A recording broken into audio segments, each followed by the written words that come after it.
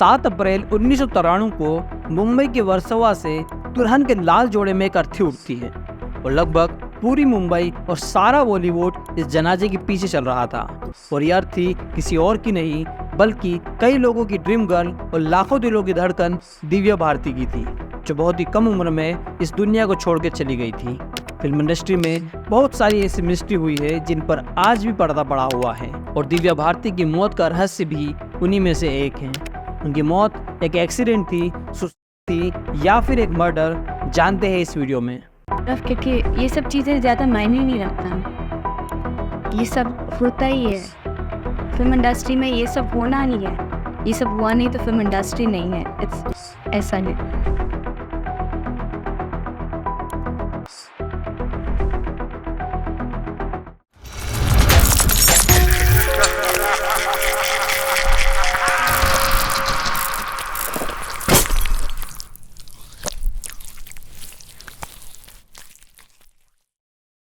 अगर आपने अभी तक हमारा चैनल सब्सक्राइब नहीं किया है तो अभी कर लें, क्योंकि इस चैनल पर मैं इसी तरह की क्राइम स्टोरीज लाता रहता हूं। आपको ये करने में सिर्फ 1 सेकंड लगेगा, पर इससे हमारी काफ़ी मदद हो जाएगी। तो चलिए शुरू करते हैं। हमेशा हंसने और मजाक करने वाली लड़की ऐसी खामोश हुई कि उसकी खामोशी का कारण आज भी एक पहेली बनी हुई है। एक ऐसी लड़की जिसने फिल्म इंडस्ट्री सिर्फ इसलिए ज्वाइन की ताकि उन्हें पढ़ाई न करनी पड़े, क्योंकि पढ़ाई में कभी उनका मन लगा ही नहीं। और 1990 में पहली फिल्म बॉबली राजा के आते ही उनके पास फिल्मों की बाढ़ आने लगी। उनका फिल्मी करियर महज 3 साल का था और उन 3 साल में वो टॉप की हीरोइनों को टक्कर देने लगी थी। हालांकि जब वो फिल्मों में आई तब उन्हें श्रीदेवी की कॉपी कहा जाता था और उस वक्त श्रीदेवी का करियर 7वें आसमान पर था। और ऐसे वक्त में दिव्या भारती की बॉलीवुड में एंट्री होती है। उन्होंने 1 साल में 10 फिल्में की, जो कि अपने आप में एक रिकॉर्ड है, और टोटल 14 फिल्में, जिनमें से 3 फिल्में उनकी मौत के बाद रिलीज हुई, जिनमें वो 80% से ज़्यादा काम कर चुकी थी। और कई फिल्मों को तो दोबारा बनाना पड़ा, अलग अलग हीरोइनों को लेकर जिनमें वो काम कर रही थी। और उन्होंने 6 साउथ इंडियन फिल्में भी की थी। तो कुल 20 फिल्मों का सफ़र और 3 साल का करियर था उनका।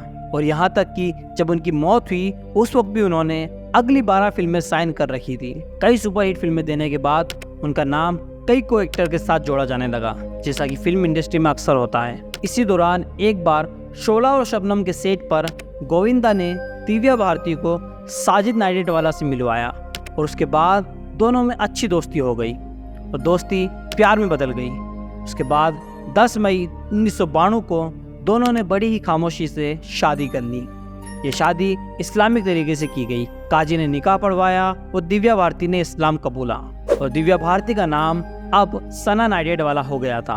मगर इस शादी को छुपा के रखा गया क्योंकि उस वक्त दिव्या भारती का करियर बुलंदी पर था और उन्हें डर था कि अगर ये बात सबको पता चली तो कहीं प्रोड्यूसर अपना हाथ ना खींच ले, क्योंकि पहले अक्सर यह होता था कि शादी के बाद फैन फॉलोइंग उस तरीके की नहीं होती थी जो शादी के पहले हुआ करती थी। तो उसके बाद ये तय हुआ कि ये बात बाद में दुनिया वालों को बता दी जाएगी। कहते हैं कि दिव्या भारती अपनी शादी की बात को कभी भी छुपाना नहीं चाहती थी, पर साजिद नाडियाडवाला के जोर देने पर वो तैयार हो गई। उसके बाद साजिद नाडियाडवाला ने दिव्या भारती को एक फ्लैट लेकर दिया जो कि मुंबई के वर्सोवा इलाके में था। वहाँ दिव्या भारती अकेली रहा करती थी और कभी कभी उनके भाई कुणाल भारती वहाँ आया करते थे। ये फ्लैट जो साजिद नाडियाडवाला ने लेकर दिया था वो ना तो दिव्या भारती के नाम पर था और ना ही साजिद नाडियाडवाला के नाम पर, बल्कि किसी और शख्स के नाम पर ही था। ये सब चीजें बाद में सामने आई। तो जिस बिल्डिंग में ये फ्लैट था उसका नाम था तुलसी अपार्टमेंट और तुलसी अपार्टमेंट की 5वीं मंजिल पर एक 3 बेडरूम का फ्लैट था जिसमें अब दिव्या भारती रहा करती थी। उस दौरान हैदराबाद में उनकी एक मूवी की शूटिंग चल रही थी और उस दिन की शूटिंग कंप्लीट करके 5 अप्रैल 1993 को दोपहर बाद दिव्या भारती हैदराबाद से मुंबई पहुंचती हैं। और शूटिंग के दौरान उनके पैर की उंगली में चोट आ गई थी, तो बाकायदा उन्होंने उस पर बैंडेज वगैरह भी कर रखी थी। अब इतनी कामयाबी हासिल करने के बाद उनके पास पैसों की तो कोई कमी ही नहीं थी, तो उन्होंने उसी दिन जिस दिन वो मुंबई आई एक 4 बेडरूम वाला फ्लैट डील किया और वो बहुत खुश थी इस बात से कि मुंबई जैसे बड़े शहर में अपना एक घर होगा। ये सारी चीज़ें उनकी मौत की इन्वेस्टिगेशन के वक्त सामने आई। उस दिन उन्होंने अपने भाई कुणाल भारती को भी अपने घर बुलाकर इस नए फ्लैट की बात को बताया और वो बेहद खुश थे। नए फ्लैट की बात उन्होंने अपने माँ बाप को भी बताई और कहा कि अब हम सब एक साथ इसी घर में रहेंगे। ये सारी बातें 5 अप्रैल की है और अगले दिन 6 अप्रैल को उन्हें किसी शूटिंग के सिलसिले में कहीं बाहर जाना था, लेकिन पैर में चोट और फ्लड लेने की खुशी थी, तो वो चाहती थी कि शूटिंग एक दिन के लिए पोस्टपोन कर दें और इसके लिए उन्होंने प्रोड्यूसर से बात भी की थी और वो शायद मान गए थे। 5 अप्रैल 1993 को दिव्या भारती अपने तुलसी अपार्टमेंट की 5वीं मंजिल के फ्लैट में होती है। तो उनकी एक दोस्त है नीता लुल्ला, जो कि एक फैशन डिजाइनर है और ज़्यादातर वही दिव्या भारती की मूवी में उनके कॉस्ट्यूम डिज़ाइन किया करती थी और इसी वजह से दोनों में अच्छी दोस्ती हो गई थी। तो उस दिन नीता लुल्ला का फ़ोन आता है और वो कहती है कि उन्हें उनकी अगली आने वाली फिल्म आंदोलन में जो कैरेक्टर प्ले करना है उसी के कॉस्ट्यूम के सिलसिले में कुछ बात करनी है। तो दिव्या भारती उन्हें अपने घर पर ही बुला लेती है। तो रात को करीब 9 बजे नीता लुल्ला और उनके हस्बैंड डॉक्टर श्याम लुल्ला दोनों तुलसी अपार्टमेंट के 5वीं मंजिल के उस फ्लैट में पहुंच जाते हैं जहां दिव्या भारती रहा करती थी। ये दोनों ड्राइंग रूम में बैठे होते हैं और साथ में दिव्या भारती भी होती हैं और उनके अलावा घर में एक मेड भी थी जिसका नाम था अमृता। और ये बचपन से ही दिव्या भारती का ख्याल रखती आ रही थी। पहले वो माँ बाप के साथ थी जब दिव्या भारती फिल्म इंडस्ट्री में नहीं आई थी, और जब दिव्या भारती मुंबई आई तो ये मेड भी उनके साथ मुंबई आ गई और उनके साथ उसी अपार्टमेंट में रहने लगी। तो एक तरह से उस मेड ने दिव्या भारती को अपनी बच्ची की तरह ही पाला था। और दिव्या भारती की मौत के ठीक 1 महीने बाद ही उस मेड की भी हार्ट अटैक से मौत हो गई। ये भी एक हैरान करने वाली बात है। तो अब घर में टोटल 4 लोग थे, नीता लुल्ला और उनके हस्बैंड डॉक्टर श्याम लुल्ला और उनकी एक मेड अमृता और खुद दिव्या भारती। उसके बाद तीनों आपस में आने वाली फिल्म के कॉस्ट्यूम के बारे में डिस्कशन करने लगे और साथ में ड्रिंक भी चल रही थी। टेबल पर एक ब्लैक लेबल की बोतल थी और एक मॉरिशस ब्रांड की रम थी। दिव्या भारती रम पी रही थी और दोनों हस्बैंड वाइफ ब्लैक लेबल की स्कॉच पी रहे थे और मेड किचन में स्नैक्स बना रही थी। खाना पीना और बातचीत दोनों साथ में चल रहा था और ऐसा करते करते रात के करीब 11 बज गए और तब तक उन लोगों ने बहुत ज़्यादा ड्रिंक कर ली थी, स्पेशली दिव्या भारती ने। उसके बाद दिव्या भारती किचन में जाती है। यहाँ मैं आपको बता दूं कि उस पूरे तुलसी अपार्टमेंट में किचन के पास ही एक विंडो थी जिसमें कि लोहे का ग्रिल नहीं लगा हुआ था। हालांकि मुंबई में जितने भी अपार्टमेंट होते हैं सभी में लोहे का ग्रिल और शीशे लगे हुए होते हैं सेफ्टी के लिए, पर उस तुलसी अपार्टमेंट के किचन की विंडो में लोहे का ग्रिल नहीं लगा हुआ था।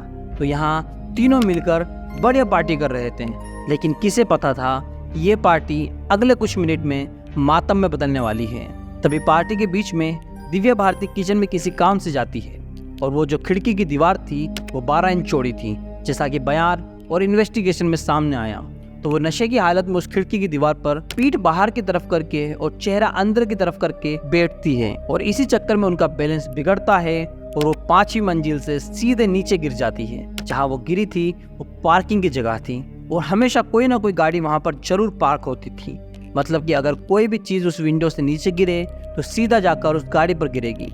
मगर 5 अप्रैल 1993 की रात लगभग 11 बजे उस तुलसी अपार्टमेंट की पार्किंग स्लॉट में एक भी गाड़ी खड़ी नहीं थी। हालांकि ज़्यादातर लोग अपनी गाड़ी से अगर काम पर जाते हैं तो उस वक्त तक वापस आकर अपनी गाड़ी पार्किंग में लगा देते हैं। यहाँ अगर दिव्या भारती ऊपर से सीधा गाड़ी पर गिरती तो शायद बच जाती, मगर उस रात पूरे पार्किंग स्लॉट में एक भी गाड़ी नहीं थी और फर्श कंक्रीट का था।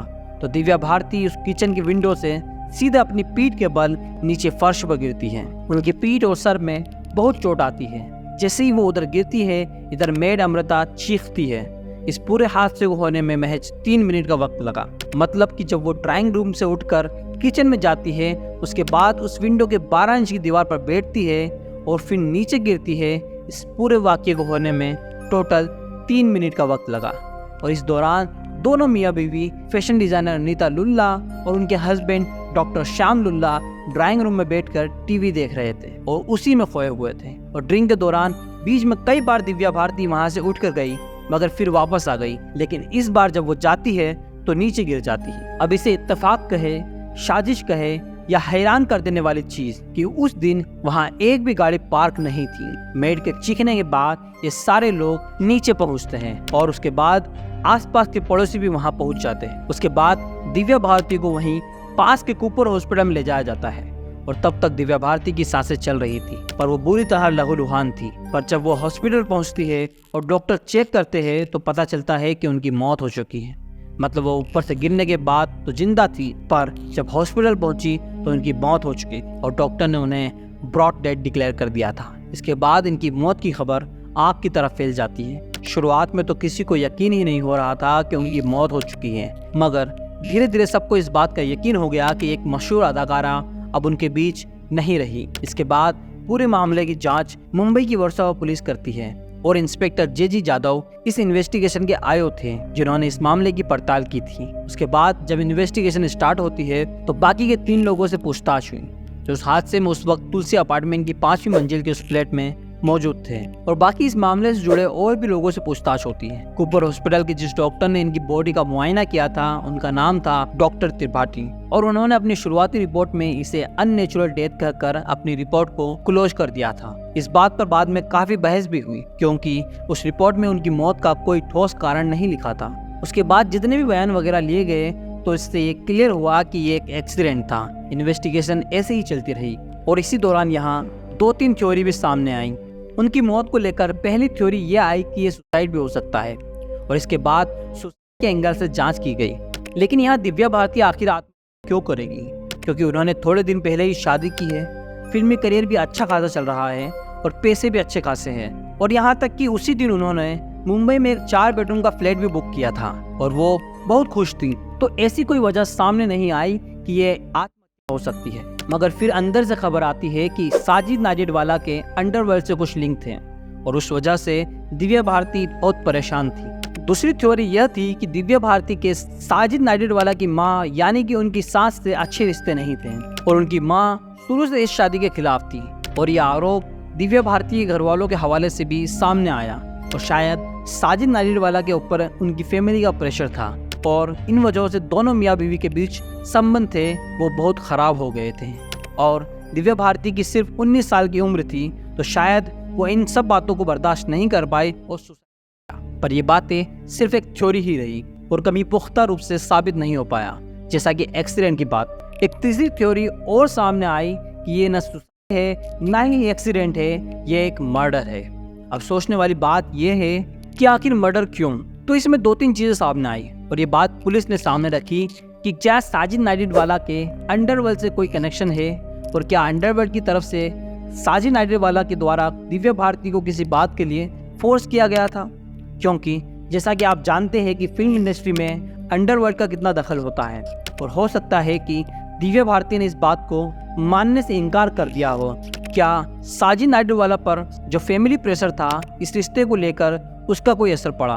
अपनी फिल्मों की शूटिंग के दौरान क्या दिव्या भारती के किसी और हीरो के साथ कोई अफेयर की बात सामने आई थी और साजिद को ये बात पसंद नहीं आई? तो इन सभी पहलुओं को सामने रखकर पुलिस ने अपनी जांच की और काफ़ी समय तक साजिद नाडियाडवाला को शक के घेरे में रहा। इसके अलावा एक और बात सामने आई कि जिस तुलसी अपार्टमेंट की 5वीं मंजिल के फ्लैट के किचन की विंडो से गिरकर दिव्या भारती की मौत, उस विंडो में एक ऑटो स्टॉपर भी लगा हुआ था सेफ्टी के लिए, जिससे कि विंडो को बाहर की तरफ धक्का दिया जाए तो वो ऑटोमेटिकली वापस बंद हो जाए। तो जब पुलिस ने जांच की और सभी के बयान दर्ज किए तो दिव्या भारती की मेड अमृता ने बताया कि हाँ, इस विंडो में भी वो ऑटो स्टॉपर लगा हुआ था, लेकिन उस दिन ये ऑटो स्टॉपर गायब था। अब यह इत्तेफाक था या कोई साजिश, ये कभी साबित ही नहीं हो पाया।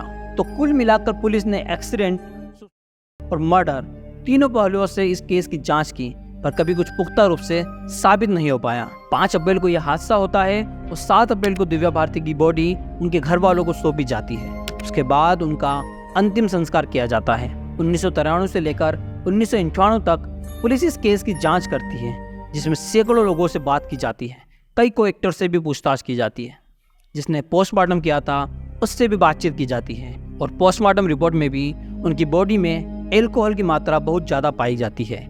तो बेहद नशे की हालत में दिव्या भारती उस विंडो से गिरी या गिराई गई, इसे कभी साबित नहीं किया जा सका और कोई विटनेस भी इस बात का कभी सामने नहीं आया।